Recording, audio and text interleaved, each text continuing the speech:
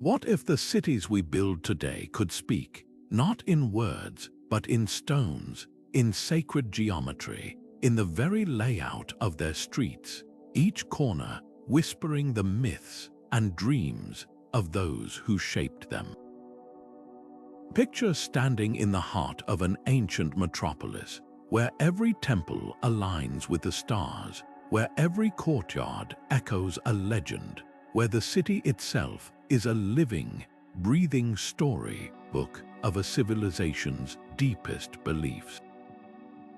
This isn't just architecture, it's myth made tangible, a sacred dialogue between heaven and earth, and across the globe, from the jungles of Cambodia to the sun-baked ruins of Crete, these lost cities still speak to us if we know how to listen. Think of Angkor Wat, its towers stretching toward the sky like stone mountains, mirroring the Hindu cosmos, or the Labyrinth of Nossos, where the myth of the Minotaur wasn't just a tale, it was woven into the very walls, a maze meant to disorient and awe. These weren't just buildings, they were portals to the divine, designed to connect the everyday with the eternal. But here's the question that haunts historians and dreamers alike. How did these civilizations turn their myths into mortar?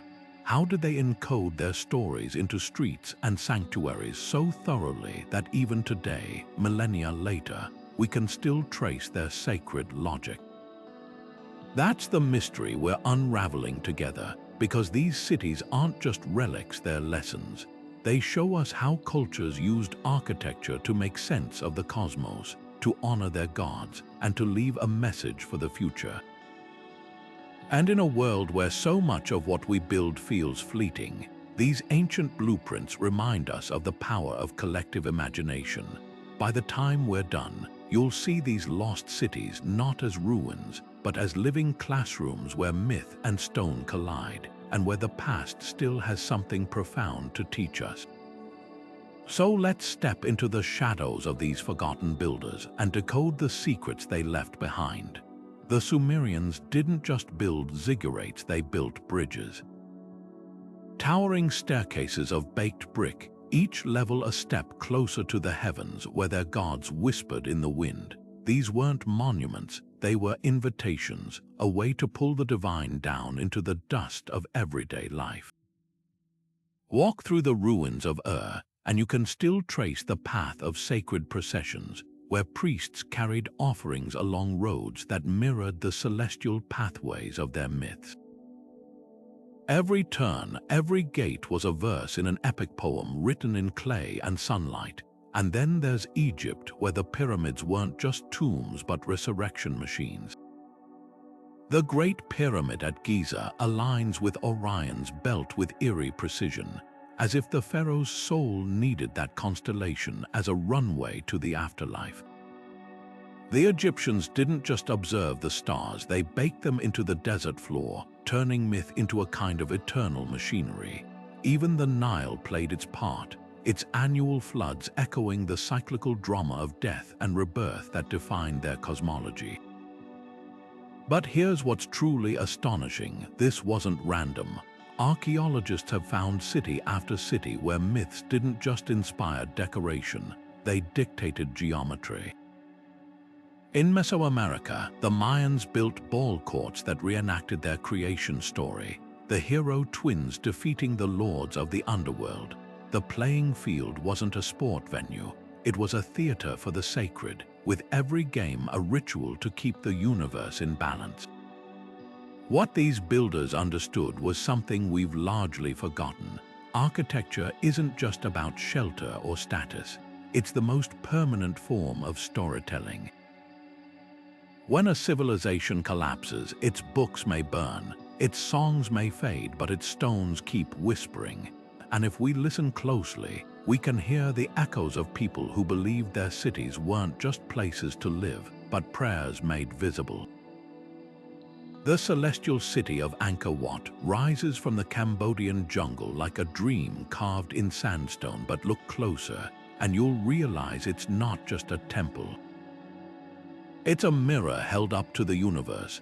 Every detail, from the vast moats encircling it to the 5 iconic towers piercing the sky, was meticulously placed to recreate the Hindu cosmos in stone.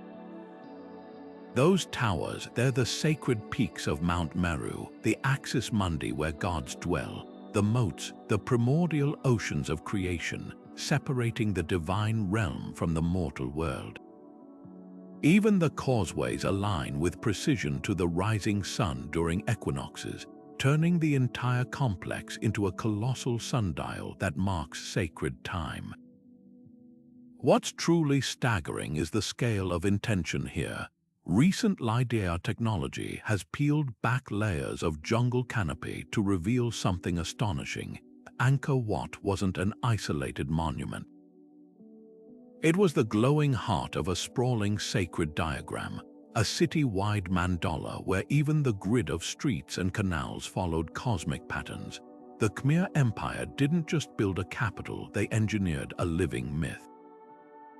Walk its galleries and you're literally tracing the path of the sun god Surya's chariot. Stand in its central shrine and you're at the pivot point of creation itself. This wasn't just symbolism, it was spiritual engineering. The builders knew that by shaping space, they could shape consciousness.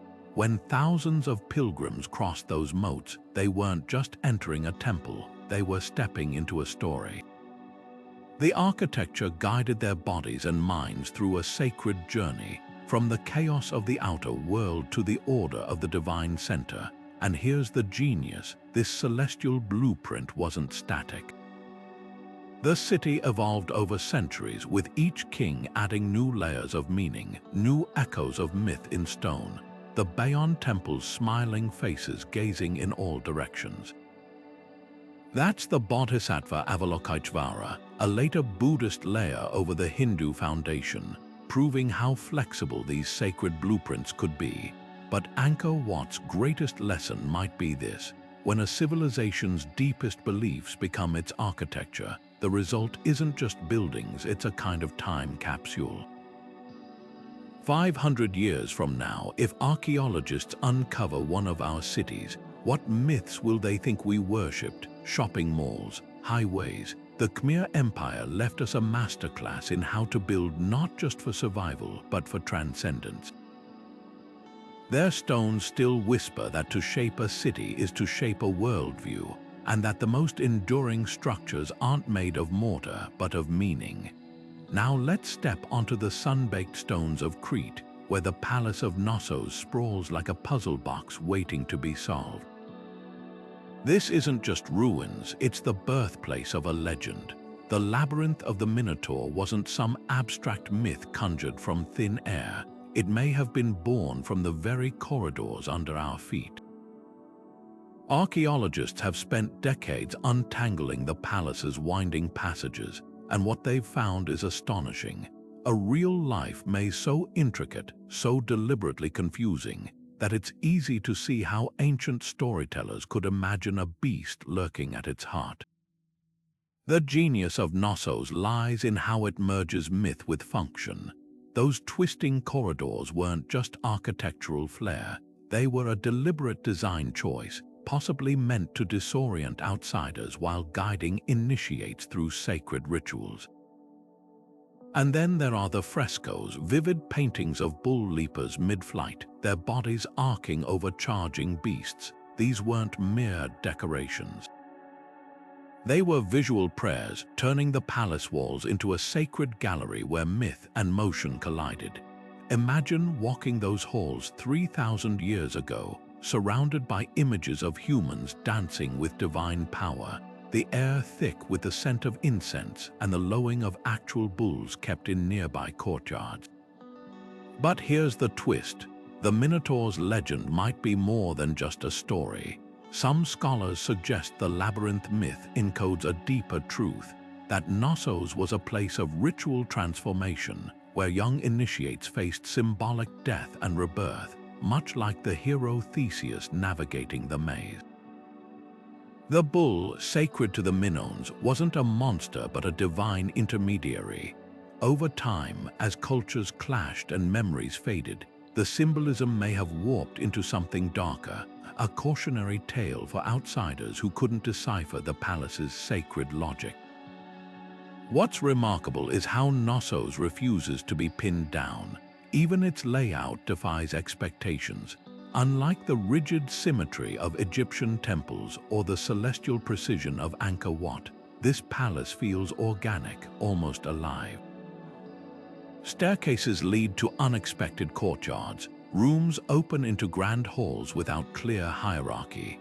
It's as if the builders wanted to mimic the natural world's unpredictability, creating a space where the boundary between human and divine, order and chaos, was deliberately blurred. This fluidity reveals something profound about the Minoans. Their myths weren't set in stone, they were etched into lived experience. Every turn in the labyrinth, every leap over a bull's back, was a way to physically engage with the stories that defined them. And when the palace fell, those stories didn't die. They traveled, morphing into legends that still captivate us today. Knossos teaches us that sometimes the most enduring myths aren't those written down, but those built into the very spaces where people walked, worshipped, and wondered. Numbers have always whispered secrets, not just as measurements, but as messages. To the ancients, mathematics wasn't just a tool. It was the alphabet of the gods, a way to etch divine order into stone. Take the Parthenon, its columns rising like frozen music. They don't just follow the golden ratio, they sing it, each proportion carefully tuned to create a harmony that resonates with the human eye on some deep, almost instinctive level. The Greeks didn't stumble upon this perfection. They believed it was a sacred bridge between mortal craftsmanship and cosmic beauty.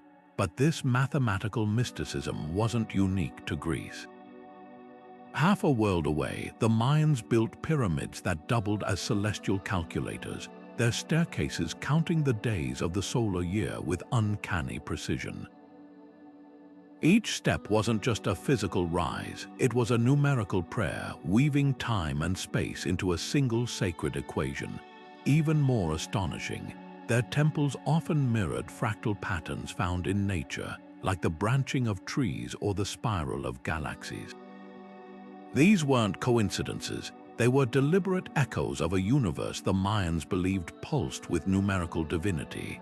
Then there's the Great Pyramid, its base perimeter divided by its height, giving us not just a number, but pi centuries before the Greeks formalized it. Was this advanced math or something deeper? The builders might have seen it as a key to the circle's mystery, a way to square the earthly with the eternal. And at Stonehenge, those looming trilithons aren't just arranged for show. They're a stone calendar tracking solstices with such accuracy that even now, thousands of years later, the sun still slips perfectly between them on the longest day of the year. What unites these marvels is a shared conviction that numbers held power beyond calculation. They were the invisible threads stitching human ambition to celestial order. When an Egyptian architect laid out a temple's axis to align with the stars rising, or when a Hindu builder plotted a mandala's grid to mirror cosmic cycles, they weren't just designing, they were conjuring. Sacred geometry turned myth into measurable reality, proving that the divine wasn't just something to worship, but something to build. And here's the haunting question lingering in these equations: did they know something we've forgotten? In a world obsessed with function over form, we've stripped numbers of their magic, reduced them to dry formulas. But walk through the Parthenon's shadow or gaze up at the pyramid's slope, and you can still feel it, the whisper of a time when every angle was a prayer, every measurement a covenant with the sky. These weren't just buildings, they were hymns sung in the language of the universe itself.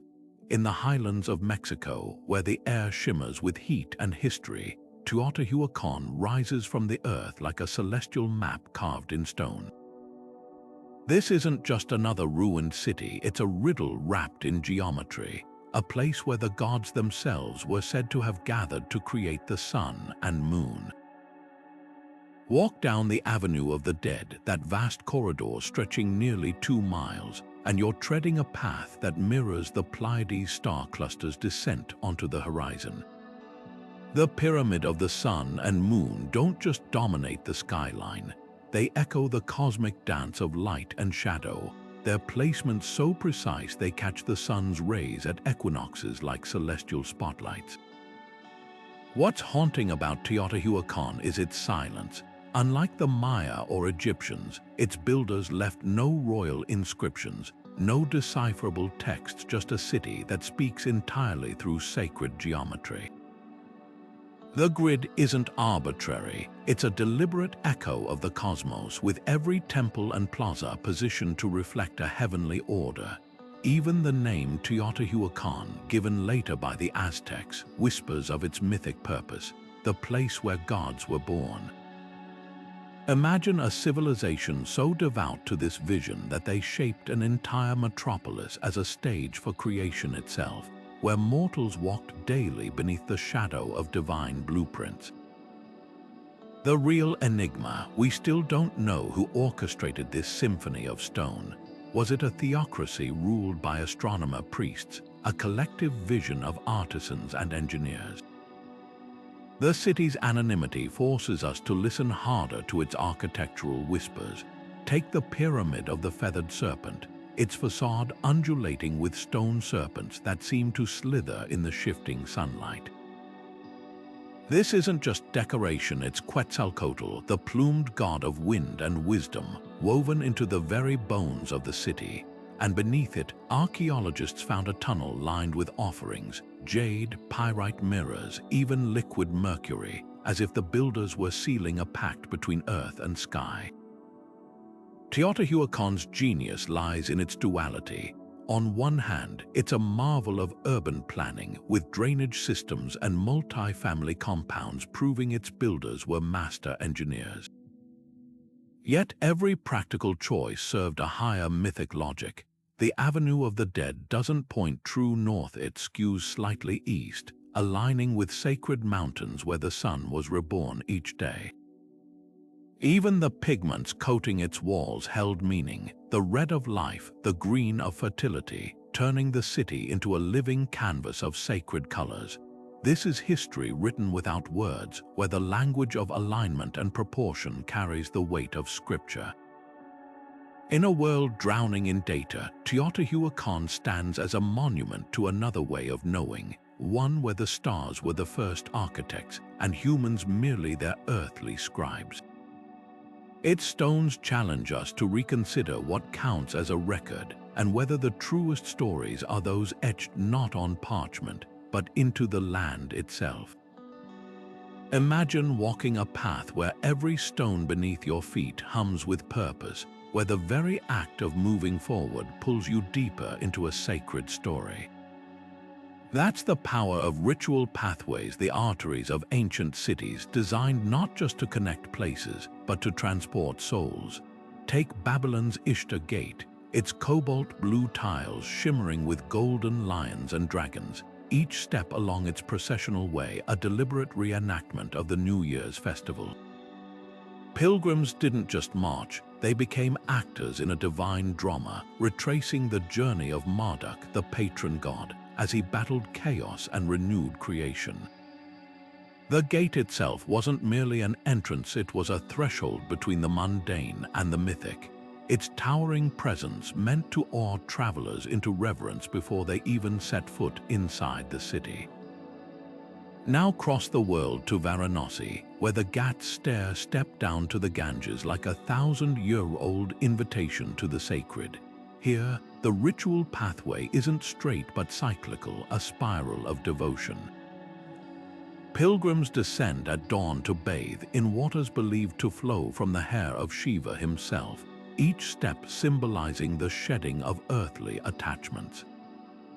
The stones are worn smooth by countless bare feet, a physical testament to generations walking the same spiritual journey. And it's no accident that the city's labyrinthine alleys funnel pilgrims toward the river. This is choreographed transcendence, where the architecture guides you toward epiphany. What makes these pathways extraordinary is how they turn belief into bodily experience. In ancient Egypt, the festival of Apep transformed Thebes into a living stage. Priests carried the statues of Amun, Mut, and Khonsu along a 2-mile avenue lined with sphinxes, their journey mirroring the gods' mythical voyage to rejuvenate the pharaoh's divine power. The road wasn't passive, it pulsed with energy, flanked by crowds who'd waited months to witness the gods, walking among them. Even the shadows played a role. The avenue's alignment ensured that at certain hours, the statues appeared to glide on beams of sunlight, a masterstroke of sacred theater. But perhaps the most ingenious ritual pathways were those that turned the entire city into a cosmological map. In China, the Ming dynasty designed Beijing's axis as a celestial spine, with the Forbidden City at its heart. Emperors processed along this central line during solstice ceremonies, their movements echoing the sun's path across the heavens. Every gate, every courtyard along the way marked a transition, from earthly to celestial, profane to pure. It was architecture as liturgy, where simply walking in a straight line became an act of cosmic alignment. These pathways whisper a truth we've overlooked in modern urban planning: movement can be sacred. Unlike today's highways designed for speed and efficiency, ancient processional routes were built for revelation. They forced participants to slow down, to notice, to engage with every symbolic turn. The curves of a labyrinth, the sudden reveal of a temple at a pathway's end, these weren't accidents but psychological triggers, carefully crafted to induce awe. And that's the real magic. These cities understood something profound. That belief isn't just thought but motion. By walking the divine journey, pilgrims didn't just learn their myths, they lived them muscle and bone. The stones remembered the stories so people wouldn't have to. Even now, centuries later, if you stand on the worn steps of Varanasi or trace the ghostly outline of Babylon's processional way, you can almost hear the echo of countless footfalls, each one a prayer in motion. High on the slopes of Mount Parnassus, where the air thins and the earth itself seems to breathe, Delphi, wasn't just a city, it was a conduit. The Greeks didn't choose this spot for its views, though they are breathtaking. They chose it because the land spoke. Literally, deep fissures in the rock exhaled ethylene vapors, their intoxicating scent mingling with the cold rush of the Castalian spring, where pilgrims washed away their impurities before approaching the oracle. This wasn't mere ceremony, it was sensory engineering. Every element, from the sulphurous whispers rising from the earth to the way the amphitheater's curved seats caught and magnified the Pythia's trembling voice, was designed to dissolve the boundary between mortal and divine. At the heart of it all stood the Omphalos, the navel of the world. According to myth, Zeus released 2 eagles from opposite ends of the universe, and they met here, marking Delphi as the cosmic center. But the real magic lay in how the city's architects weaponized the landscape to amplify that claim. The Temple of Apollo, where the oracle delivered her prophecies, wasn't placed at the summit but nestled into a natural amphitheater of cliffs. Sound tests show that a whisper from the temple's inner chamber could carry clear to the treasury buildings hundreds of feet away, an acoustic trick that made the Pythia's fragmented utterances feel like they were echoing from the stones themselves. And then there were the pathways. Unlike the grand straight processions of Babylon or Beijing, Delphi's sacred way twisted like a serpent up the mountainside. Pilgrims didn't march, they wound their way past monuments and offerings, each turn forcing a slower pace, each pause designed to heighten anticipation. By the time they reached the temple, their minds were primed for revelation. Even the theater, carved higher up the slope, wasn't just for entertainment. Its placement ensured that crowds watching religious dramas would have the valley stretching infinitely behind the actors, as if the gods themselves had staged the performance. What's startling is how much science hides in this mysticism. Modern geologists confirm that the two fault lines crossing beneath Delphi likely released hallucinogenic gases, while the temple's orientation captures winter solstice light in a way that bathes the omphalos in golden fire. The builders didn't just exploit these phenomena, they sanctified them, turning seismic accidents into sacred architecture. When the Pythia sat on her tripod, chewing laurel leaves and breathing those subterranean fumes, she wasn't just above the earth. She was inside it, a living bridge between geology and prophecy. Delphi's genius was its refusal to separate landscape from legend. The same springs that quenched thirst were said to carry the voice of Gaia. The same cracks that threatened earthquakes became portals to the underworld. In a world where we've paved over nature's irregularities, Delphi stands as a reminder that the most powerful sacred spaces aren't built against the land, but through it, where every stone, every gust of wind, every trick of the light becomes part of the story. 5 centuries later, we may not believe in oracles, but we still pilgrimage to places that make us feel small beneath the sky. Delph, I just had the honesty to admit that's exactly what we were seeking all along. Water has always been more than hydration. It's the original storyteller, shaping cities not just with its flow, but with its meaning. Consider the Ganges, where the river isn't just water but the goddess Ganga herself, descending from the heavens to cleanse souls. Entire cities like Varanasi rise along its banks, their ghats and temples arranged like offerings to its currents. But this isn't just India's story. Across the world, from the subterranean wells of Mesopotamia to the sacred cenotes of the Maya, water was never neutral. It was a character in the myth, a bridge between realms, and civilizations built their cities to honor that role. Take Rome's aqueducts, marvels of engineering, yes, but also liquid hymns to Neptune. The water rushing through those arches wasn't merely filling baths and fountains. It was a manifestation of divine power, tamed but never fully controlled. Even the Cloaca Maxima, the city's sewer system, carried symbolic weight, a man-made river flushing chaos back to the underworld, mirroring the eternal struggle between order and primordial muck. And then there were the Nymphia, ornate public fountains where statues of water nymphs seemed to pour life itself from their stone jugs, turning civic utilities into sacred theater. But nowhere is water's mythic role more vivid than in the legend-choked wells of Europe. Glastonbury Tor's Chalice Well, with its iron-rich waters staining the stone blood red, was said to guard the Holy Grail. Pilgrims didn't just drink here, they sought transformation, believing the waters could heal not just bodies but destinies. Similarly, the fountain of youth myths that lured explorers to the Americas weren't mere fantasies. They were extensions of a deeper belief that water held the secret to eternity. Ponce de Leon wasn't just chasing a rumor, he was following a story older than cities themselves. The Maya took this further, building their sacred cenotes into portals to Xibalba, the underworld. At Chichén Itzá, the well of sacrifice wasn't just a water source but a mouth to another world, where jade and gold were offered alongside human lives to appease the rain god Chak. The terrifying beauty of this practice lies in its logic. If water gave life, then returning life to the water maintained the cosmic balance. Even the city's layout reflected this, with temples aligned to catch the first rains, their runoff channels mimicking the veins of the earth. What unites these traditions is the understanding that water is never just H2O.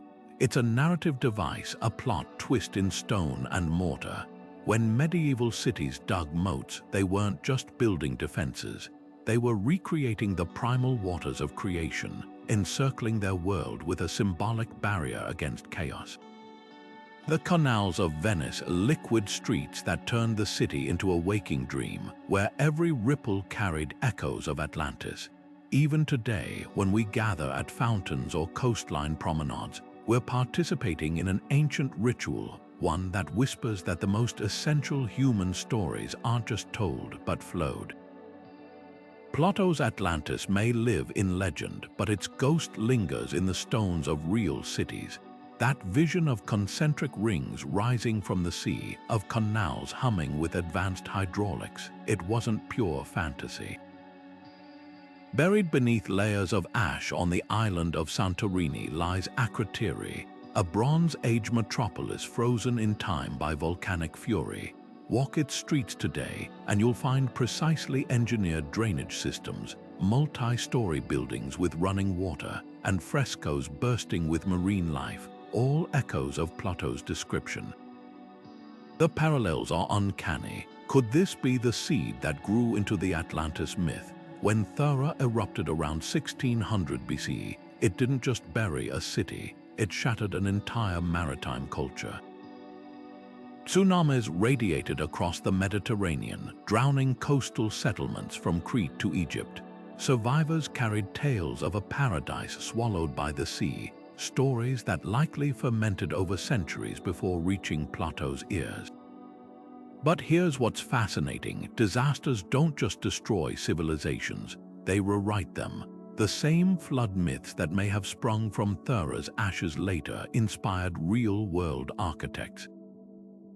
Venice's canal-laced streets, engineered to conquer the waters that supposedly drowned Atlantis, aren't just practical, they're a kind of mythic resurrection, a defiance of the very forces that erased their legendary predecessor. Archaeologists have found this pattern everywhere. In Mesopotamia, the Epic of Gilgamesh's flood story mirrors sediment layers from ancient Euphrates overflows. In the Andes, pre-Incan cities built on terraced hillsides seem to answer ancestral memories of catastrophic mudslides. These aren't coincidences, they're cultural survival strategies. When trauma enters collective memory as myth, it shapes how future generations build. The Minoans, after Thera's devastation, constructed palaces with open courtyards and lightweight materials features that minimized collapse risks during earthquakes. Their architecture became a physical prayer against repetition. What makes Atlantis uniquely haunting is how it crystallizes this process. Plato's doomed island isn't just a cautionary tale, it's a blueprint. Renaissance architects studying his texts designed star-shaped fortresses with watery moats, literal interpretations of Atlantis's defensive rings. Even modern seasteading projects, those floating utopian cities, owe a debt to this sunken legend. The irony: by trying to avoid Atlantis's fate, we keep rebuilding its dream. Perhaps that's the ultimate lesson written in these ruins. Cataclysms don't just end stories, they become them. When builders lay foundations, they're not just stacking stones, they're answering ancient whispers, trying to outbuild the flood, the quake, the fire. Akrotiri's ashes, Venice's canals, even our own climate-resilient cities, all are dialogues with disasters we've mythologized. The line between history and legend isn't just blurred. It's alive, shifting with every generation that builds its own Atlantis, hoping this time the water will listen. Crossing a threshold was never just about stepping from one place to another, it was a metamorphosis. Ancient builders understood this power instinctively, crafting gates and bridges that didn't merely separate spaces but transformed them.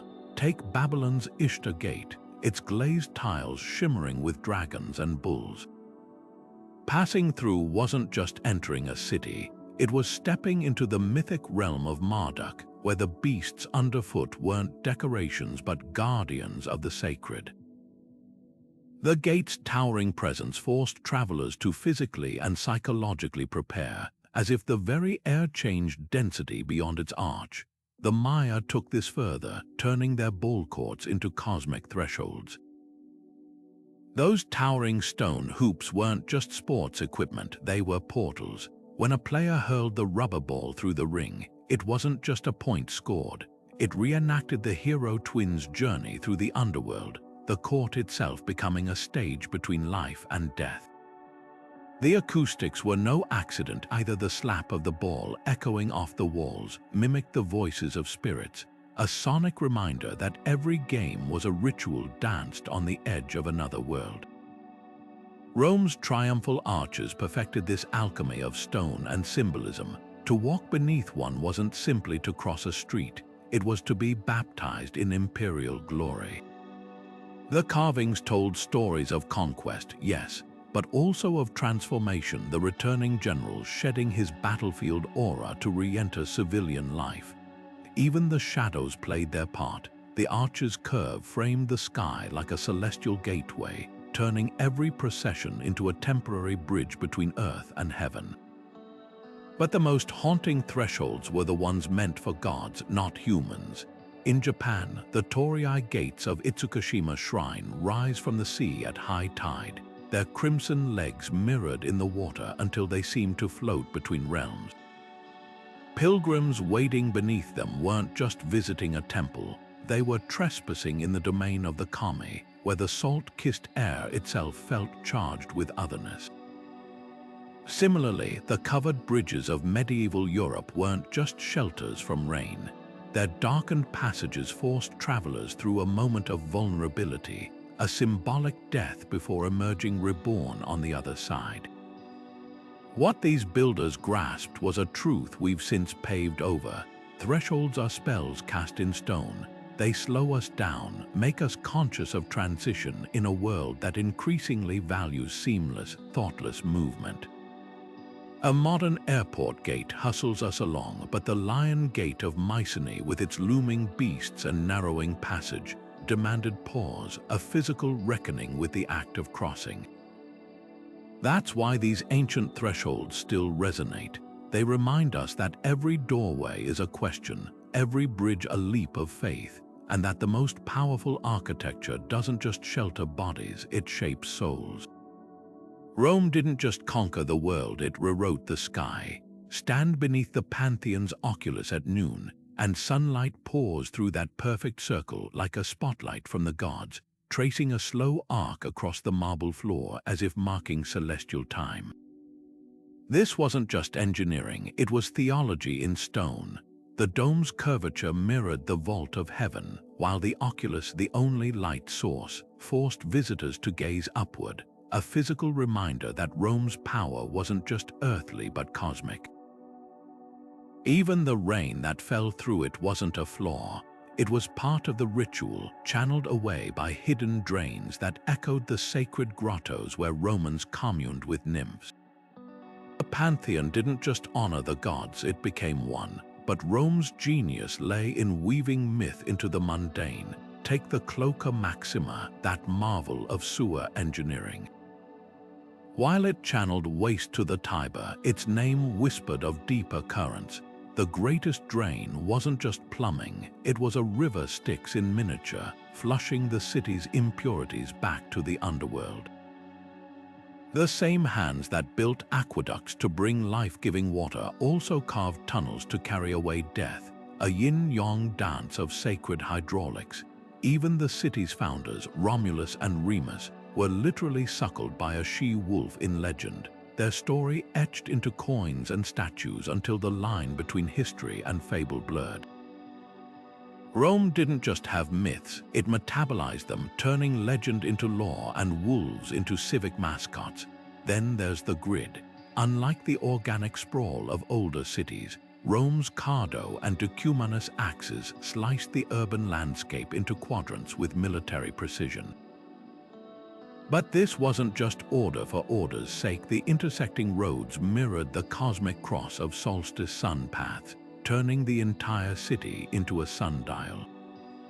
Temples anchored key intersections like celestial waypoints, their alignments timed to catch dawn light on feast days. When Roman generals founded new colonies across Europe, they replicated this sacred blueprint, imprinting the cosmos onto conquered land. A soldier waking in distant London or Cologne would still see the same star-patterned streets, a subtle reminder that Rome's urban fabric was a net cast over the heavens. What's astonishing is how fluidly Rome layered myth over function. The Circus Maximus, where chariots thundered before roaring crowds, wasn't just a stadium, it was a reenactment of the sun god Sol's daily race across the sky. The Lapis Niger, that mysterious black stone in the Forum, it marked what Romans believed was the tomb of Romulus, a haunted pivot around which senators debated and merchants haggled. Even the Tiber's floods, which modern engineers would curse, were once seen as the river god's temper tantrums, appeased by sacrifices thrown into his muddy waters. This duality made Rome immortal.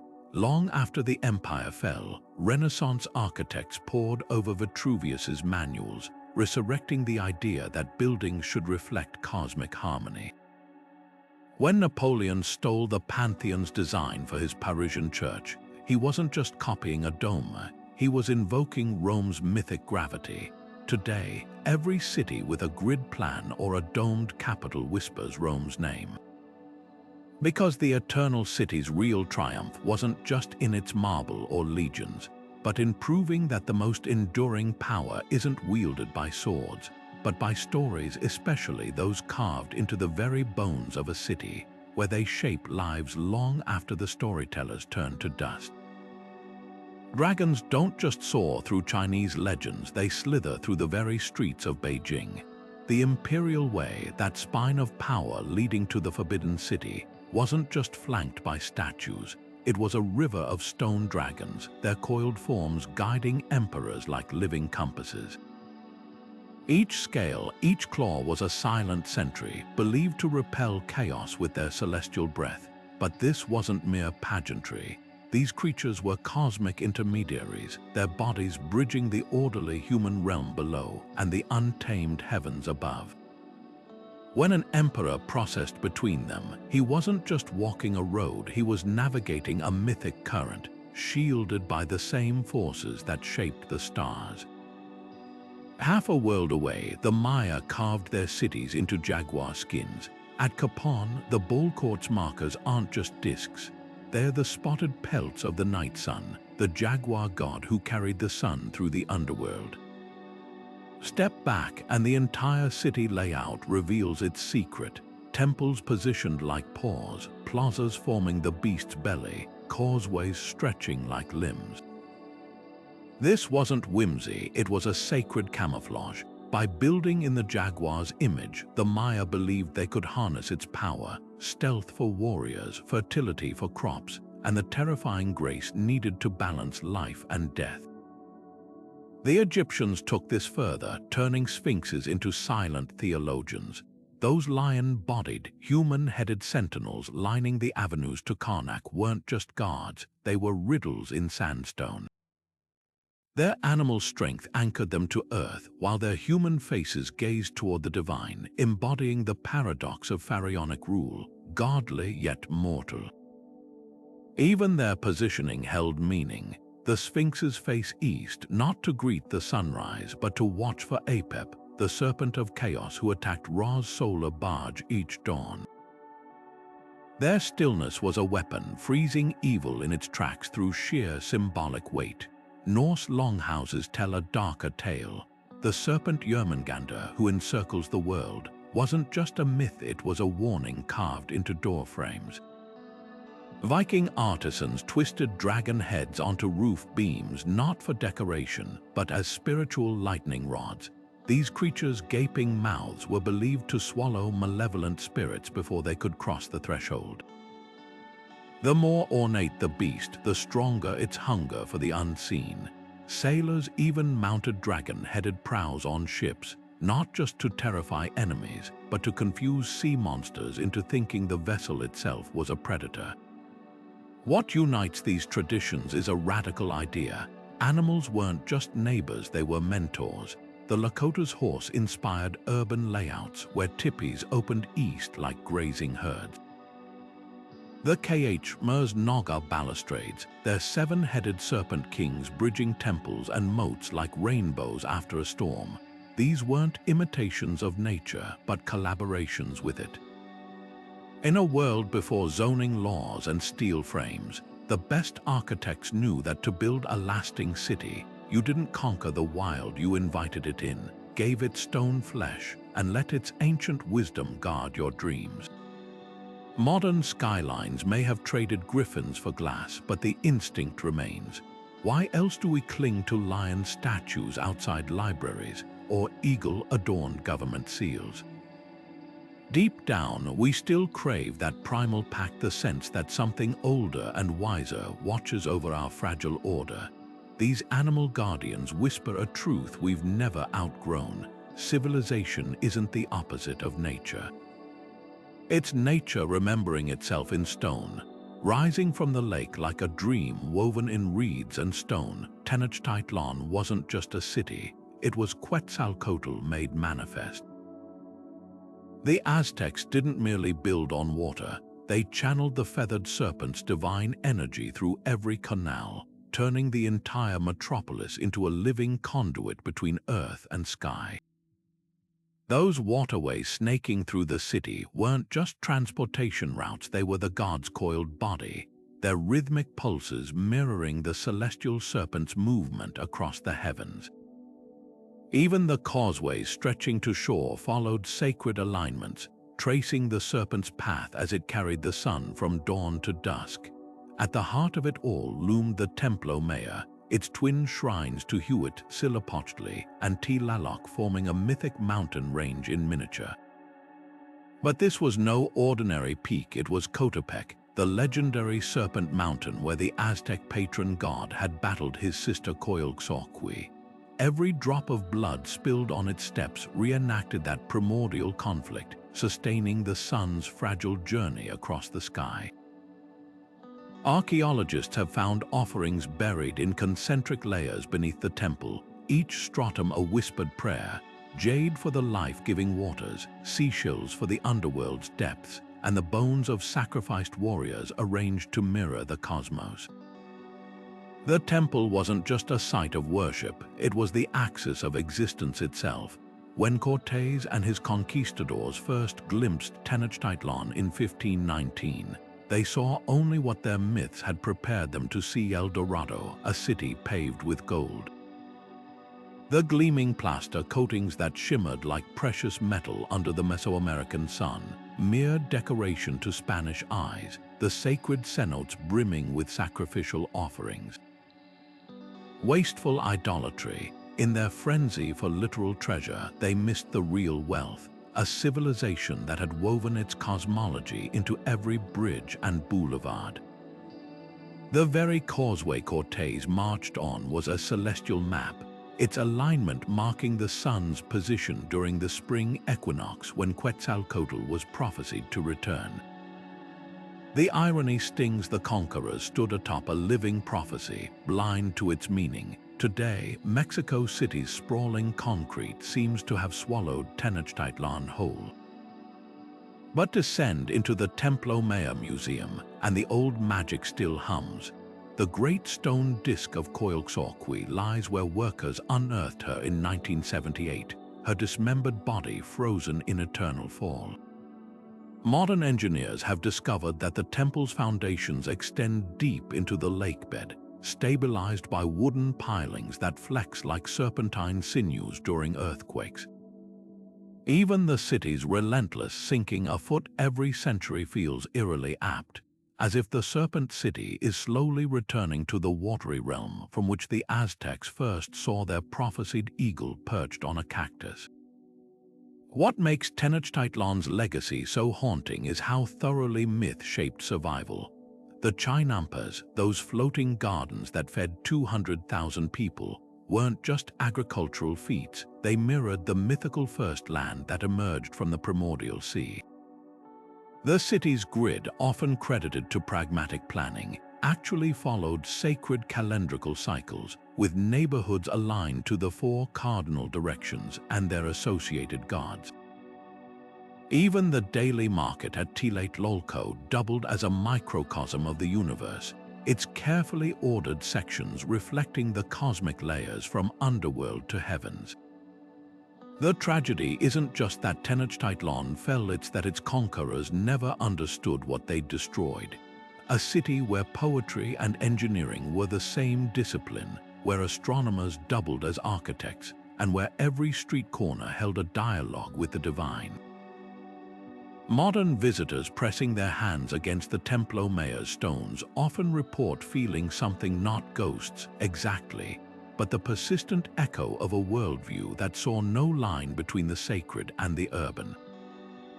Tenochtitlan's greatest lesson whispers through time. A city isn't truly alive until it breathes with the myths of those who walk its streets. Mountains have never been just geological formations. They're the Earth's own cathedrals, reaching toward the heavens with a quiet insistence that has shaped human spirituality for millennia. High places have always drawn us upward, not just for the view, but for the visceral sense of touching something beyond ourselves. Take Machu Picchu, perched like a stone condor between twin peaks. The Incas didn't choose this ridge for its defensive advantages alone.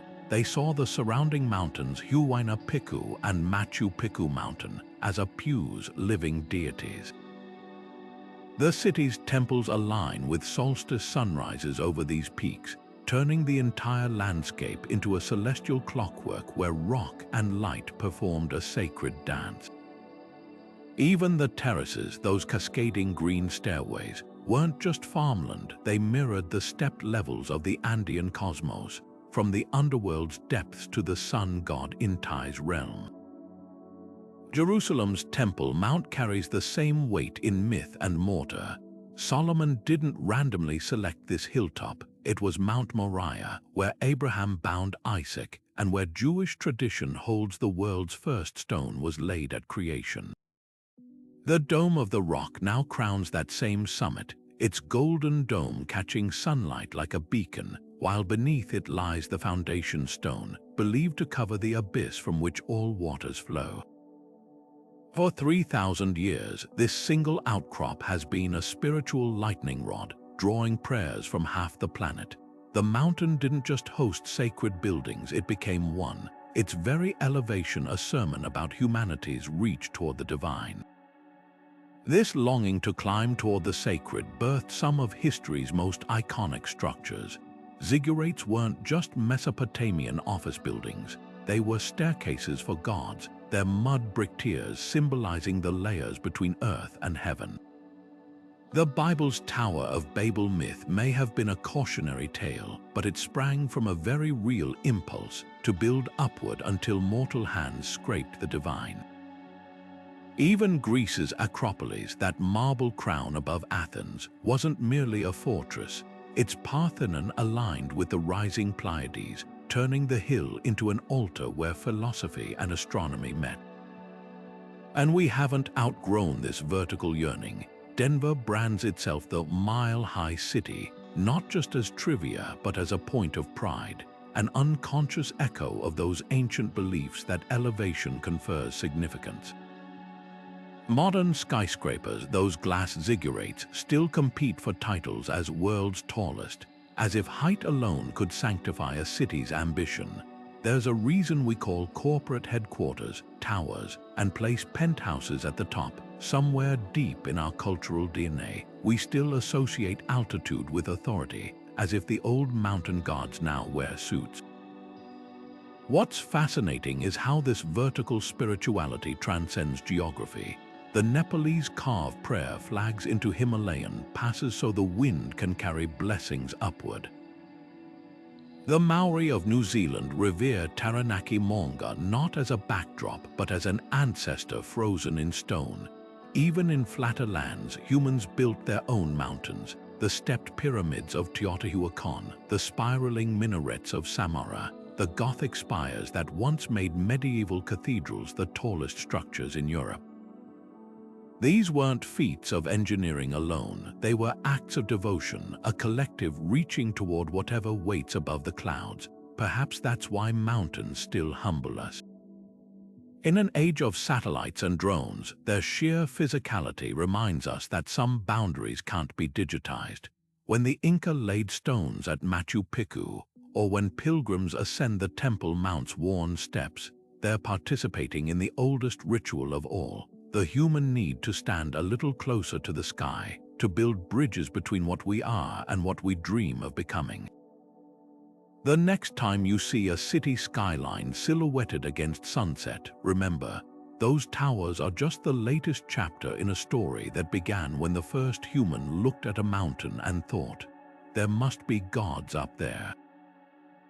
Choqquequirau doesn't cling to the Andes, it floats. Perched nearly 10,000 feet above sea level, this Inca citadel isn't just surrounded by clouds. It becomes one, its stone terraces dissolving into mist until the entire city seems to hover between realms. Unlike Machu Picchu, its more famous cousin, Choqquequirau, wasn't built for kings or commerce. Its remoteness, accessible only by a grueling 4-day trek, even today suggests a startling truth. Some cities weren't meant for mortals at all. The Incas called these places lactas, a word that means both village and sacred assembly, blurring the line between urban space and celestial altar. What makes these cloud cities extraordinary isn't just their altitude, but their architecture's silent dialogue with the sky. Choqquequirau's agricultural terraces aren't merely practical. They're a stone echo of the Milky Way, their curves mirroring the celestial river the Incas revered as Mayu. During solstices, sunlight spills down these steps like liquid gold, illuminating ritual channels carved to channel not water, but light itself. Nearby, at Vitkos, a polished rock known as the Nuestra Hispana, White Rock of the Princess, catches the equinox sunrise at a precise angle, splitting the beam into twin shafts, a phenomenon locals still call the sun's marriage.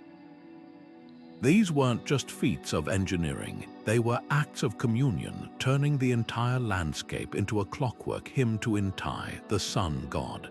But the real revelation lies in what these cities lack. Excavations reveal no sprawling residential quarters, no bustling marketplaces, just meticulously aligned temples, observatories, and ceremonial baths fed by mountain springs. The few human remains found were the marks of Aklas, the chosen women who brewed sacred chicha beer and wove garments for rituals.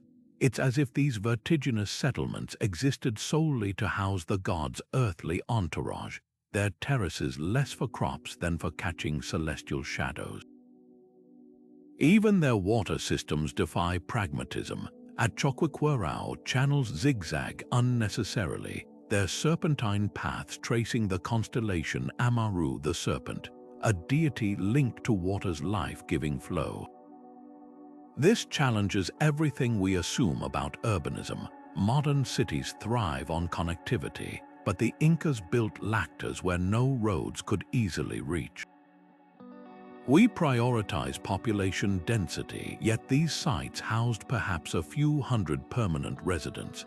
Their isolation wasn't a limitation, it was the point. By placing cities in the clouds, the Incas created thresholds where heaven and earth touched, where priests could read the stars without smoke or cacophony muddying the message. The Spanish missed them entirely during their conquest, their horses unable to navigate the treacherous trails. In a way, these citadels became the ultimate act of resistance, a civilization building its sacred geography beyond the reach of those who couldn't hear the mountains speak. Perhaps that's why Choqquequirau feels haunted even now, as mist curls around its trapezoidal doorways, a signature Inca shape believed to channel seismic energy. You realize these stones were never just walls. They were instruments tuned to frequencies we've forgotten how to hear. The Incas didn't just worship the sun, they built cities where they could stand beside it, their rooftops brushing the belly of the sky. In an age where urbanization means sprawl and smog, their cloud cities whisper a radical alternative. What if the highest purpose of a city isn't to gather people, but to touch the divine? The night sky wasn't just a spectacle to ancient city planners, it was a blueprint. When the pharaohs laid out Giza's pyramids to mirror Orion's belt, they weren't merely paying homage to the gods. They were encoding celestial mechanics into stone, turning their necropolis into a three-dimensional star chart that tracked time itself, the smallest pyramid's offset position. A deliberate marker for Orion's slightly askew belt star, Alnitak. The Nile's annual floods coincided with Sirius's heliacal rising, a cosmic alarm clock etched into the landscape. This wasn't poetry, it was precision engineering where mythology and meteorology merged into urban design. Half a world away, Beijing's Forbidden City took this celestial mimicry even further. Its entire layout pivots around the North Star, the unmoving heart of Chinese cosmology. The Meridian Gate doesn't just face north, it points directly at Polaris, anchoring the Emperor's domain to the axis of heaven. Courtyards ripple outward like concentric rings of celestial influence, mirroring the ancient Chinese belief that the capital should be a microcosm of the universe. Even the number of roof ornaments on key buildings corresponds to stellar groupings, turning the palace complex into a terrestrial star catalogue. But the real stroke of genius lies in how these cities functioned as both observatories and calendars. Teotihuacan's Avenue of the Dead doesn't just align with the Pleiades, it marks their zenith passage, signaling the start of the agricultural cycle. Maya cities like Capon embedded planetary cycles into their staircases, with steps counting the days of Venus's synodic period. These weren't abstract decorations, they were working instruments where priests could track celestial events simply by watching shadows slide across carved markers. A citizen didn't need a sundial when the entire city told time.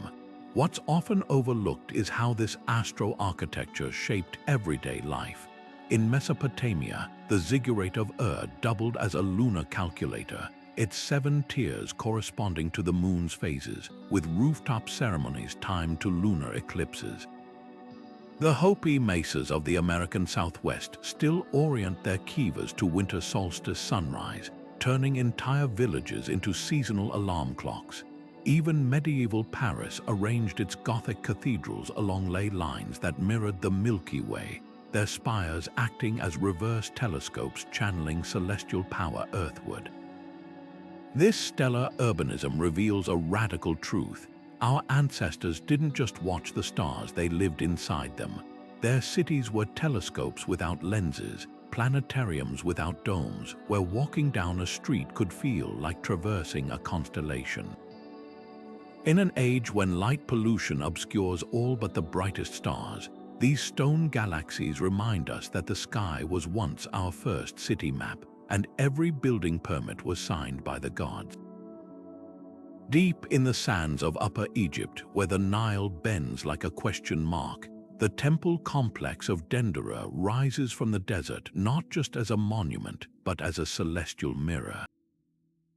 Its famous zodiac ceiling, now housed in the Louvre, wasn't merely decorative, it was the key to an entire sacred geography. Every constellation carved into that sandstone mapped directly onto the temple's floor plan, turning the building itself into a three-dimensional star chart. Step into the sanctuary at dawn during the summer solstice, and the rising sun would align with specific carvings, casting beams that illuminated hidden chambers in a choreography of light and shadow. This wasn't just architecture, it was astronomy in stone, a permanent dialogue between earth and sky, but Dendera's genius extended far beyond its walls. The surrounding streets radiate outward like sunbeams, their angles precisely calculated to mirror the paths of key stars as they rose and set over the Nile. Pilgrims walking these roads weren't just moving through space, they were reenacting the sun god Ra's daily journey, their footsteps tracing the same arcs as celestial bodies. Even the temple's orientation held cosmic significance, its main axis aligned with the star Sirius, whose heliacal rising heralded the Nile's annual flood. The priests of Dendera didn't just predict this life-giving event, They encoded it into the city's very bones, ensuring the urban grid itself would resonate with the river's sacred rhythm. What's astonishing is how thoroughly myth and measurement intertwined here. The zodiac ceiling symbols weren't arbitrary, they corresponded to specific agricultural cycles and religious festivals.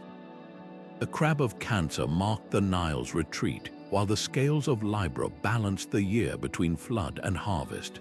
Nearby workshops have yielded star clocks and diagonal calendars, proof that Dendra's priests didn't just observe the heavens, they weaponized their patterns, turning the city into a machine for harvesting divine time. Modern archaeologists using 3D mapping have uncovered even deeper layers of intentionality. The temple's 7 chapels align with the 7 classical planets known to antiquity, each room's dimensions reflecting its associated celestial body's orbital period. The hypostyle hall's forest of columns, they're arranged in a pattern that replicates the northern constellations visible during the temple's founding. Even the famed crypts beneath the sanctuary, once thought to be mere storage, actually functioned as subterranean observatories, their narrow shafts funneling starlight onto altars during key astronomical events. This wasn't unique to Dendera. Across Egypt, cities like Heliopolis and Abydos wove cosmic patterns into their layouts, but Dendera's preservation lets us see the mechanism with rare clarity. Here, theology wasn't abstract, it was architectural. The temple's famous depiction of Nut, the sky goddess arched over the earth, wasn't just a pretty ceiling, it was a functional map. Priests could literally walk the constellations beneath her star-studded body, their rituals synced to the slow dance of the heavens above. The lesson etched into Dendera's stones transcends antiquity. In a world where GPS and atomic clocks divorce us from celestial rhythms, this temple city reminds us that timekeeping was once a sacred act, woven into the fabric of daily life. Its streets didn't just connect places, they connected moments, turning urban space into a living chronicle of cosmic order. 5,000 years later, as we stare at screens measuring nanoseconds, Dendera whispers a provocative question. What if the truest clocks aren't made of gears and circuits, but of sunlight on stone and the patient turning of the stars? Stonehenge's massive heel stone doesn't just stand sentinel over the Salisbury Plain. It catches the summer solstice sunrise like a celestial bullseye, flooding the monument's center with a blade of golden light. But this wasn't just a pretty alignment. For the Neolithic builders, that single moment when sunlight pierced the stone ring was the year's heartbeat, a cosmic confirmation that the world was still in balance. The entire layout, those towering trilithons, the precise spacing of the bluestones wasn't merely arranged to mark time. It transformed the solstice into a visceral experience, turning the sky's abstract movements into something you could walk through, touch, and feel in your bones. Half a world away, the Mayans engineered even more theatrical celestial dramas. At Chichen Itza, the pyramid of Kukulkan becomes a serpent come to life during equinoxes. As the sun sets, triangular shadows slither down the staircase, connecting the carved serpent head at the base to its undulating stone body. This wasn't just clever shadow play, it was the feathered serpent god Kukulkan descending to earth, a moment so precise it still draws thousands of witnesses twice a year. The pyramid steps aren't just architectural features, they're a divine ladder, counting the days of the solar year with mathematical precision while doubling as a sacred stage for mythic reenactment. What's astonishing is how these cultures separated by oceans and millennia arrived at the same revelation, that architecture could be a time machine. The Egyptians oriented their temples so dawn light would creep down dark corridors to illuminate statues of the gods on feast days. In Cambodia, Angkor Wat's central tower aligns with the spring equinox sunrise, turning the entire temple complex into a sundial for a kingdom. Even the ancestral pueblones of Choco Canyon carved spiral petroglyphs that transformed into daggers of light during solstices, marking the turning of seasons with solar theatrics. But these weren't just sacred clocks for priestly elites. They were communal spectacles designed to make cosmic cycles tangible for entire cities. When the winter solstice sun lit up Newgrange's inner chamber in Ireland, or when Machu Picchu's Intihuatana stone cast no shadow at midday in December, these events became shared rituals, proof that the gods were keeping their promises. The stones didn't just tell time, they told stories, turning celestial mechanics into civic theater where everyone had a front row seat. The deeper genius lies in how these structures compensated for celestial drift over centuries. Stonehenge's architects likely adjusted their sightlines as the solstice sunrise's position crept along the horizon due to Earth's axial precession. The Mayans calibrated their calendars with leap day equivalents, their pyramids functioning as both monuments and mathematical correctives. This wasn't just stargazing, it was long-term cosmic accounting, with cityscapes as the ledgers. Today, we check our phones for the time without thinking. But stand in the center of Stonehenge at dawn on June 21st, or watch the serpent shadow slither down Kukulkan steps, and you'll feel something primal stir, the awe of a species that once read time in sunlight and shadow, that built its cities not just to shelter bodies, but to synchronize souls with the universe's grand rhythm. These stones don't just mark the hours, they remind us that time itself is a story, and the best architecture knows how to tell it. Newgrange doesn't wait for the sun, it summons it. 5,000 winters ago, as now, the first light of the solstice pierces the tomb's roof box like a golden blade, sliding down the narrow passageway to ignite the inner chamber in a blaze of rebirth. This isn't just an alignment, it's an alchemy of stone and sunlight, a Neolithic stagecraft that turns the darkest day of the year into a promise. The precision is staggering, a slit no wider than a man's hand, angled to catch the rising sun for just 17 minutes annually, flooding a space built a millennium before the pyramids. What kind of minds could engineer such celestial theater without so much as a written language? The answer might be carved into the very walls. Those spirals and concentric circles etched into Newgrange's stones aren't mere decoration, they're a code. Some researchers believe they map the moon's 19-year metonic cycle, while others see them as portals between worlds, mirroring the tomb's function as a bridge between the living and the dead. The most haunting theory comes from the tomb's orientation. Unlike later solstice monuments that face the sunrise, Newgrange's entrance aligns with the spot where the sun would rise if not blocked by a nearby hill. This suggests the builders didn't just track the sky, they anticipated its shifts over centuries, compensating for axial precession in their design. But the real magic lies in the myths that cling to these stones.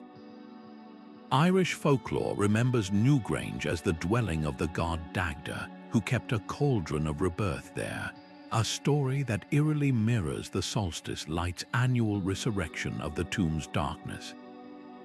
The nearby river Boyne, named for the goddess bone, twists in a spiral matching the tomb's carvings, as if the landscape itself were part of the ritual. Even the tomb's construction materials whisper of deeper meaning. The white quartz facade, now reconstructed, may have originally shimmered like captured moonlight, while the interior's alternating layers of stone and earth created precise acoustic effects, echoes that could have mimicked ancestral voices during ceremonies. Modern laser scans reveal Newgrange's hidden genius. Its corbelled roof isn't just waterproof, it's a celestial amplifier. The overlapping stones create a funnel effect, concentrating the solstice light into a searing beam. The builders even included a light shelf above the entrance to diffuse the glow, ensuring the chamber filled evenly rather than being split by shadows. This level of sophistication forces us to reconsider what prehistoric really means. These weren't primitive people stumbling upon astronomical patterns.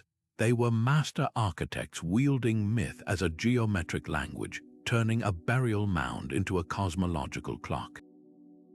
What's humbling is how Newgrange's legacy endures. Today, crowds gather in the pre-dawn cold, waiting for a light show older than Stonehenge, older than the written word. The tomb still works with Neolithic precision, its stones humming with the same winter hymn they've sung for 5 millennia. In an age of ephemeral digital wonders, Newgrange stands as a monument to the opposite principle, that the truest technologies aren't those that change, but those that endure where myth and mortar fuse into something timeless. As the solstice light fades from the chamber each year, it leaves behind a question etched in stone. What stories will our own buildings tell when they've weathered 50 centuries? Plato never set foot in his ideal city. He built it with words, shaping marble from imagination rather than stone. In the Republic, his vision of a metropolis governed by philosopher kings wasn't just political theory. It was urban alchemy, turning abstract virtues into streets and walls. The city's concentric rings of guardians, artisans, and rulers mirrored the cosmic order, its layout a physical manifestation of justice itself. For Plato, architecture wasn't about aesthetics, it was ethics rendered in 3 dimensions. And though his city remained fictional, its blueprint would haunt urban planners for millennia, proving that the most enduring structures are often those sketched in ink, not mortar. Fast forward to the Renaissance, and you'll find Plato's ghost whispering in the ears of architects like Philaret. His Esforzinda, a star-shaped city never built but endlessly studied, took Plato's ideals and gave them geometric teeth.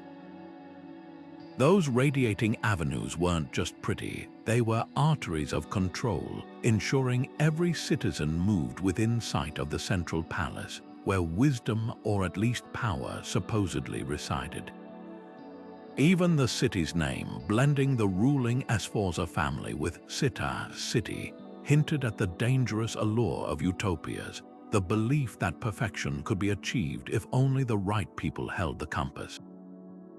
Thomas More knew this temptation well when he coined the term utopia in 1516, a pun meaning both good place and no place. His island city, with identical 54 house districts and rotation of farm labor, was satire wrapped in sincerity.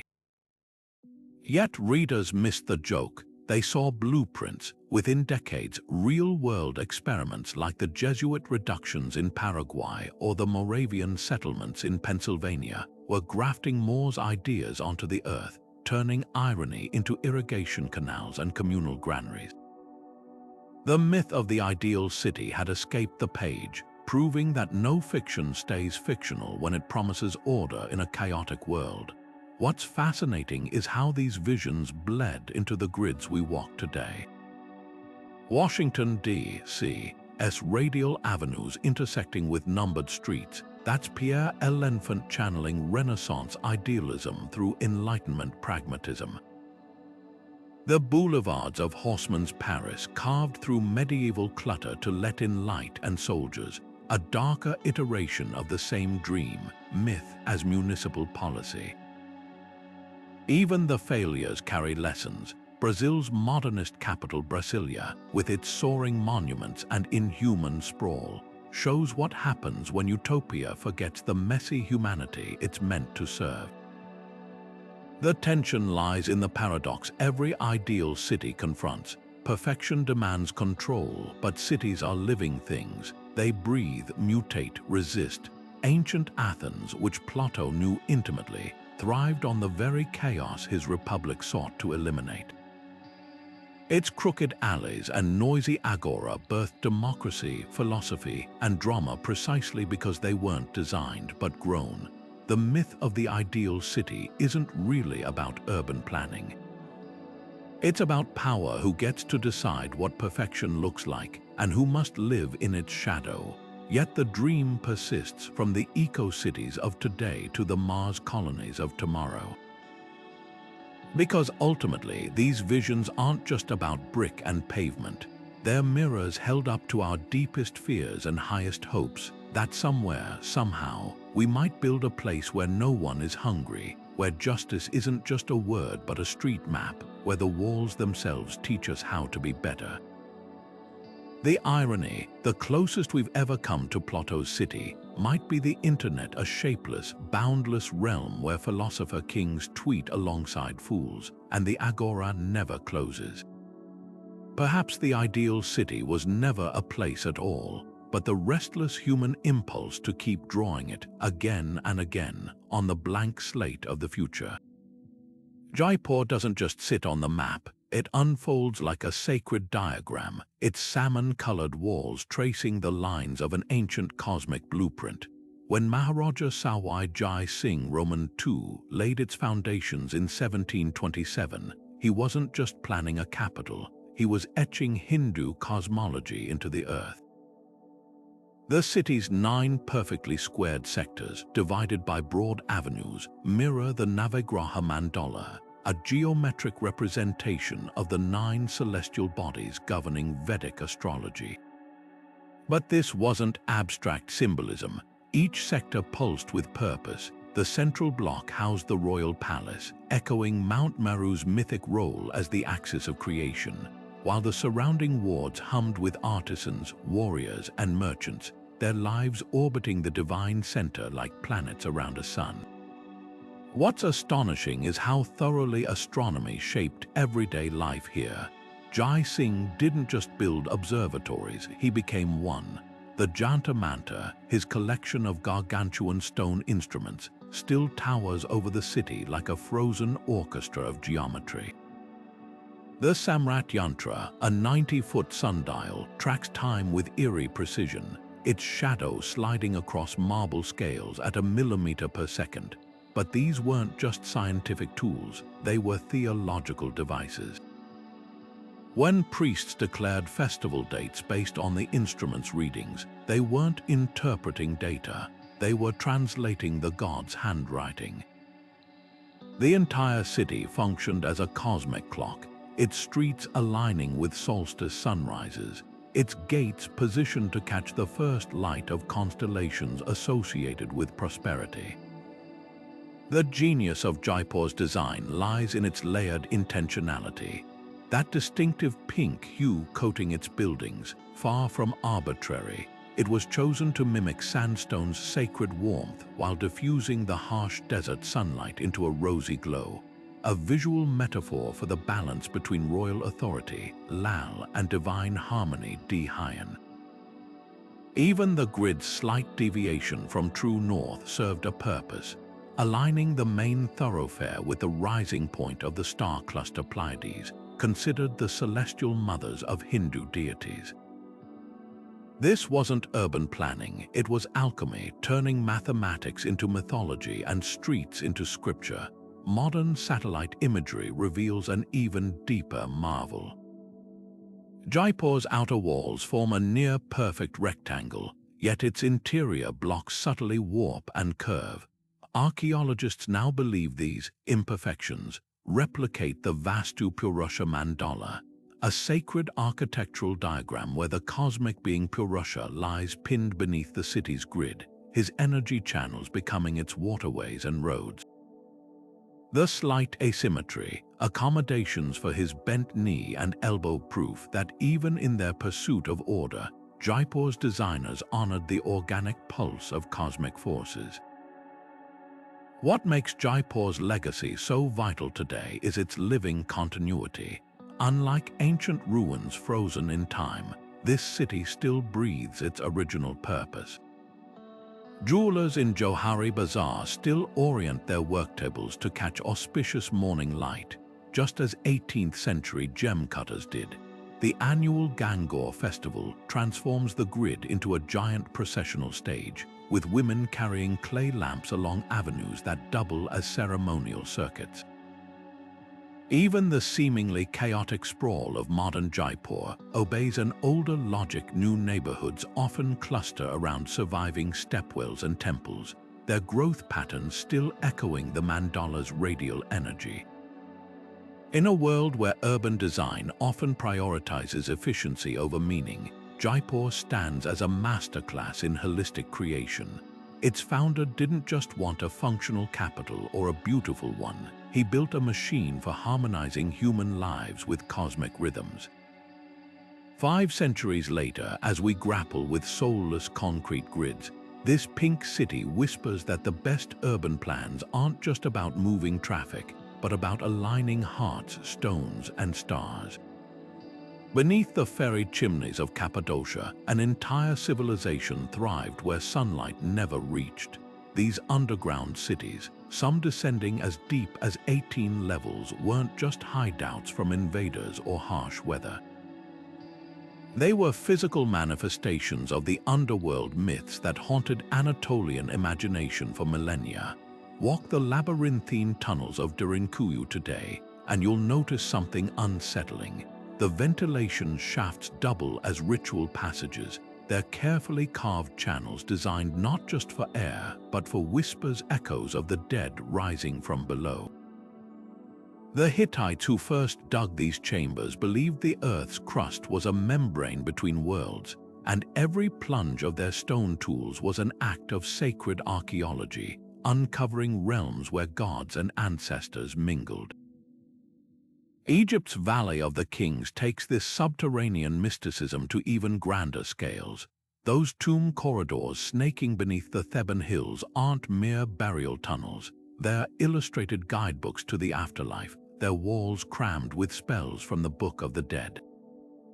When architects designed Pharaoh Seti I's tomb, they didn't just dig. They performed cosmic surgery, aligning each chamber with the 12 hours of the Juwat, the perilous underworld where Ra's solar bark battled demons nightly. The sarcophagus didn't rest at the end of the tunnel by accident. It marked the exact spot corresponding to the Juwat's 12th hour, where Osiris would resurrect the king just as dawn resurrected the sun.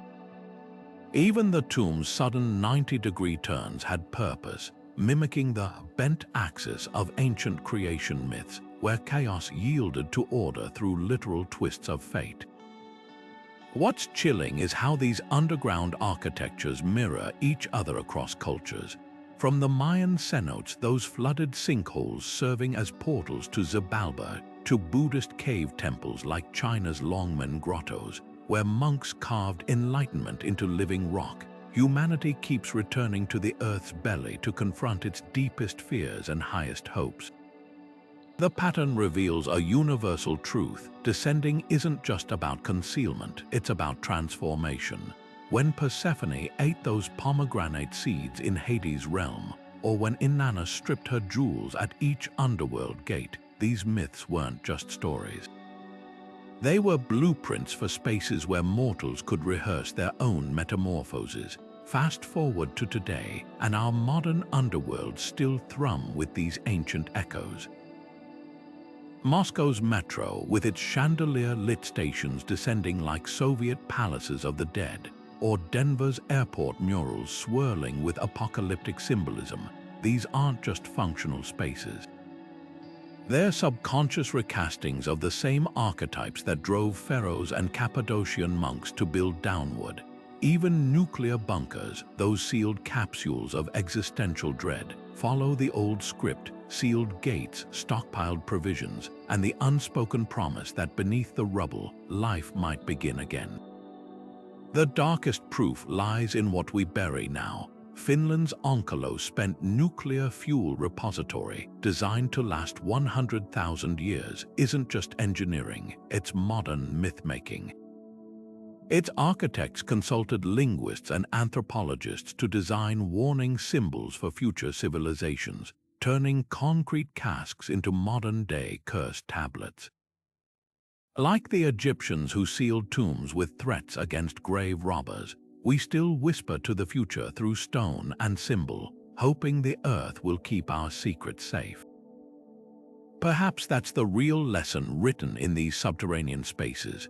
Whether carved with flint tools or diamond drills, humanity keeps digging not just to hide or preserve, but to converse with whatever waits below, be it gods, ancestors, or the radioactive ghosts of our own making.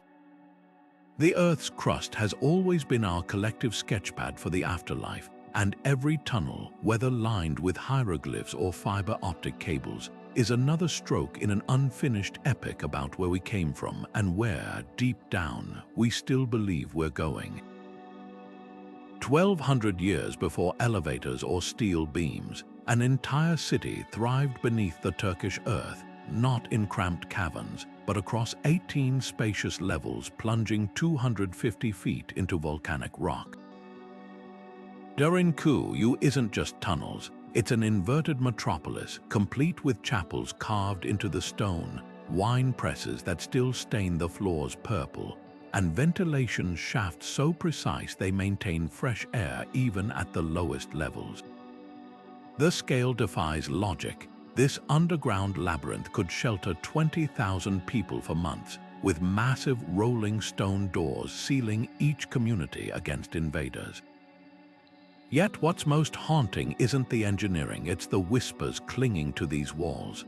Local legends insist giants built Derinkuyu, their massive hands shaping corridors too tall for ordinary humans. Modern archaeologists scoff, but walk these passages and you'll notice something eerie. Some doorways stand nearly 9 feet high, while ceiling niches could cradle figures twice human size. The mystery deepens when you consider the city's sacred spaces. A cruciform chapel with vaulted ceilings and faded frescoes suggests more than just refuge. This was a place of worship, where hymns echoed through stone instead of soaring upward. Nearby, a baptismal font fed by a natural spring hints at rituals tied to the earth's hidden waters. Even the animal stables tell a story, not just practicality, but possibly sacrifices to chthonic gods. Some scholars argue Derinkuyu wasn't merely defensive. It was intentionally built downward to access the underworld's power, turning necessity into theology.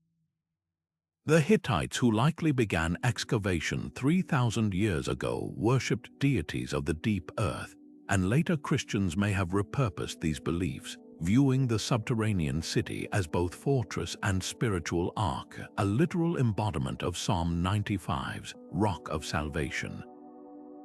What chills the bones is how Derinkuyu mirrors other global underworlds, like Cappadocia's sister city Kaymakli or Malta's Hypogeum.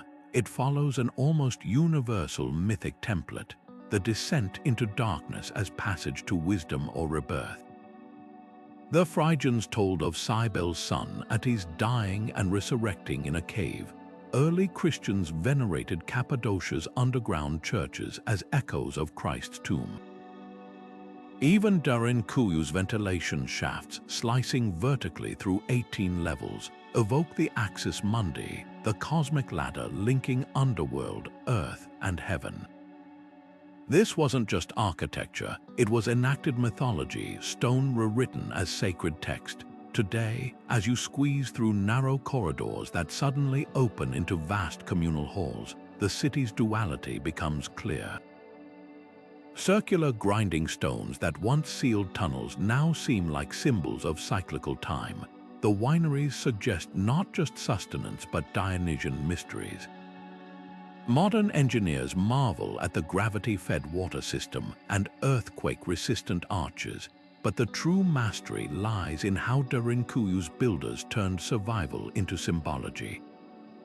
Every chisel mark whispers that when humans dig deep enough, we don't just seek shelter, we chase the oldest myths of all, that below the surface, in the dark we fear, lies not just safety but meaning. The giants of legend may be fiction, but their lesson is real sometimes. The most profound truths aren't built upward toward the sky, but downward into the earth's silent embrace. Troy's walls didn't just fall, they became a warning. For centuries, storytellers repeated the tale of the arrogant city brought low by its own pride, its towering gates breached by a wooden horse and its streets choked with fire. But here's the twist. Archaeologists now believe Homer's epic might preserve a deeper truth. Layers of ash at the site reveal Troy was repeatedly destroyed, not just by war, but by earthquakes, forces the ancients attributed to Poseidon, god of both the sea and shaking earth. The myth wasn't just fiction, it was a cultural survival guide encoding seismic patterns into poetry so future generations would recognize the signs. Pompeii's fate feels even more haunting. When Vesuvius buried the city in pyroclastic flow, it didn't just freeze a moment in time, it birthed a new kind of myth. Pliny the Younger's letters transformed the disaster into a morality play about decadence punished, while medieval Christians reinterpreted the ruins as divine vengeance. But dig deeper and you'll find something unexpected. The volcano's victims weren't just fleeing. Some clutched keys, others held sacks of coins, ordinary acts of preservation that became immortal gestures. These weren't just corpses, they were time capsules of urban resilience, proving that even in collapse, cities cling to their purpose. What's fascinating is how often disaster myths follow the same script. Babylon's hanging gardens didn't just wither, they became symbols of hubris in the Bible's Tower of Babel story. The Maya didn't merely abandon their cities, their collapse birthed prophecies of cyclical destruction, where civilization must perish to be reborn. Even the Indus Valley's mysterious decline spawned flood myths that echo across Hindu texts. These aren't random tragedies, they're narrative survival strategies, turning rubble into lessons so potent they outlast the stones themselves. Rome's fall perfected this alchemy. As Goths sacked the Eternal City, a curious thing happened. The empire's collapse gave rise to the Arthurian legends. The once and future king wasn't just a fairy tale, he was urban longing in armor, a promise that great cities don't truly die. Medieval monks copied Virgil's Aeneid not as history, but as prophecy, convinced Rome's founding myths held clues to its revival. The city's aqueducts may have crumbled, but its myths became blueprints for London, Paris, and Washington, D.C., places that still borrow Rome's eagles, senates, and triumphal arches like sacred talismans. Modern archaeology reveals why these stories endure. At Çatalhöyük, one of humanity's first cities, researchers found something peculiar. When residents abandoned a house, they didn't just leave, they buried it in ritual, installing bull skulls in the walls before sealing the doors. Even failure was ceremonial. Similarly, Angkor's collapse wasn't sudden. Tree rings showed decades of drought, while inscriptions described kings performing ever more elaborate water rituals. The Khmer didn't just starve, they doubled down on myth, trying to reactivate their sacred hydraulics through sheer belief. This is the paradox of urban fragility. The very forces that destroy cities, war, famine, quakes, often immortalize them. Detroit's ruins inspire post-apocalyptic art. Chernobyl's exclusion zone has become a pilgrimage site. Even climate-threatened Venice leans into its dying city brand, turning rising waters into romantic tragedy. We don't just lose cities, we canonize them, transforming their rubble into the foundation stones of new myths. Because ultimately, the story of urban collapse isn't about endings, it's about how civilizations use their own demise as seed corn for whatever grows next. The Mississippi River whispers secrets where Cahokia once stood, a city so vast its earthen pyramids dwarfed medieval Europe's cathedrals, yet vanished so completely that colonial settlers mistook its mounds for natural hills. Imagine standing in the shadow of Monk's Mound, a terraced colossus covering 14 acres, its 4 terraces rising like staircases to the gods. At its zenith around 1100 AD, Cahokia pulsed with 20,000 souls, more populous than London at the time, its central plaza alive with ceremonial games, astronomical observations, and a wooden Stonehenge-like structure now called Woodhenge, where posts aligned with solstice sunrises. But by 1400 AD, the city lay silent. its people scattered, leaving behind only the ghosts of their ambition and the local legend of the moon-eyed people, a mysterious race said to have built the mounds before disappearing into myth. What chills the spine isn't just Cahokia's scale, but the precision of its sacred geometry. The city's layout mirrors cosmic patterns, with mounds arranged to track lunar cycles and solar events. The Grand Plaza, large enough to hold 10 football fields, wasn't just empty space, it was a stage for the cosmological drama of Cahokian belief, where rituals reenacted the creation story of the upper and lower worlds. Archaeologists have found evidence of copper workshops, imported seashells from the Gulf of Mexico, and even caches of ceremonial arrowheads buried in perfect alignment with celestial events. This wasn't just a settlement, it was a living mandala, every mound and post a verse in an earth-bound hymn to the stars. Yet Cahokia's greatest mystery isn't how it thrived, but why it fell. Unlike Pompeii or Troy, there's no ash layer or shattered walls, just a gradual unraveling. Tree rings tell of prolonged droughts in the 1300s, while soil samples reveal deforestation and erosion from centuries of intensive farming. But climate alone doesn't explain the cultural amnesia that followed. The Osage and Quapaw peoples, descendants of Cahokia's builders, retained fragments of its cosmology, like the belief that their ancestors emerged from a watery underworld. Yet the city itself faded into legend, its name lost until archaeologists coined it centuries later. The moon-eyed people myth, shared by Cherokee and Shawnee tribes, might encode a hazy memory of Cahokia's elite, their pale shell jewelry and copper regalia mistaken for otherworldly traits. What lingers most isn't the silence, but the echoes.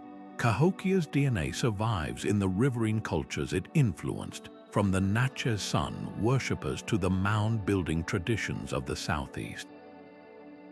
Even its urban innovations, central plazas, astronomical alignments, stratified social structures resurface in later Native American cities like Etowah and Spiro. The mounds themselves refused to disappear, weathering floods and plows until their sheer bulk forced recognition. When Thomas Jefferson surveyed one such mound in 1780, he couldn't reconcile it with his belief that Native Americans were nomadic savages, an early crack in the colonial myth of an empty continent. Cahokia's lesson cuts deeper than most lost cities. It's not just a cautionary tale about environmental strain or social collapse, but about the fragility of memory itself. The same earth that preserved its mounds also swallowed its stories, leaving us to piece together a puzzle where half the pieces are myths wrapped in silence. Yet every spring, when the sun rises over Woodhenge's reconstructed posts, or when archaeologists unearth another Celt carved with the Birdman deity, the city stirs, not as a ruin but as a challenge. A reminder that civilizations aren't erased by time but transformed, their stones and stories waiting to be read by anyone willing to dig past the surface of legend. As we've journeyed from Angkor's celestial towers to Cahokia's silent mounds, one truth emerges: myths aren't just stories, they're the blueprints of civilizations. These ancient architects didn't separate belief from brick, they wove them together into cities that transcended time. The Khmer carved Mount Meru into sandstone, the Maya encoded Venus's dance into their ball courts, and the Sumerians built ziggurats as staircases for gods. Each stone was a sentence in a dialogue between earth and sky, a way to make the invisible visible, the divine tangible. But this wasn't just about worship, it was about survival.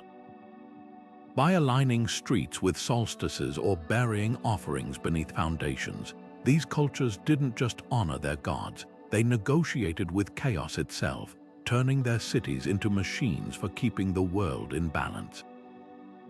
Now fast forward to our own urban landscapes. Glass skyscrapers pierce clouds like modern ziggurats, their sleek facades reflecting not just sunlight, but our collective aspirations. Subway tunnels echo the underworld journeys of ancient myths, while data centers hum with the same sacred intensity as temple archives.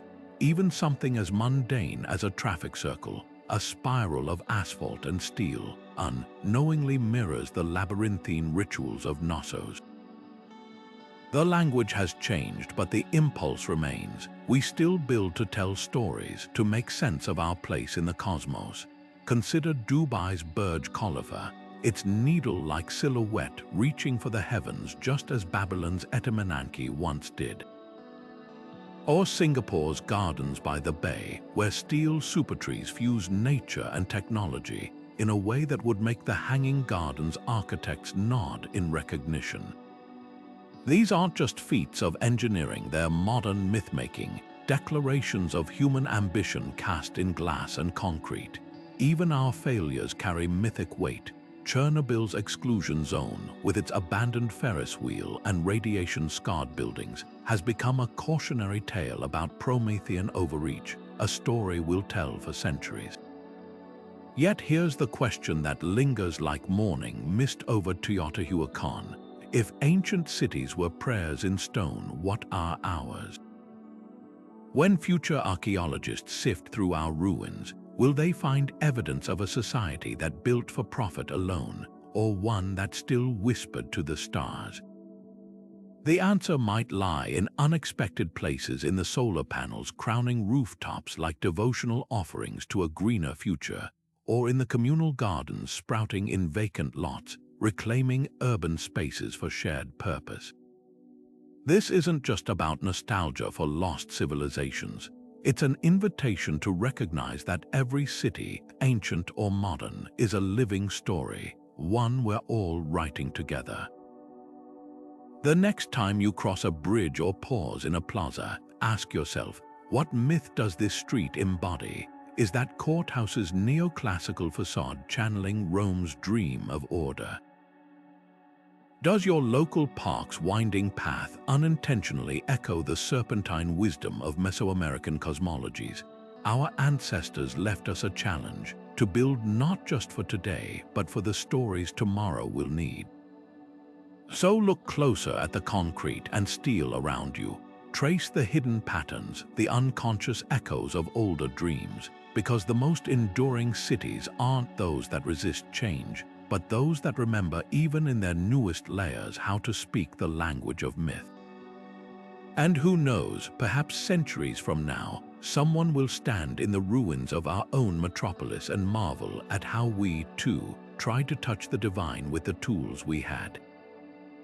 The conversation between earth and sky never ends. We're just the latest voices added.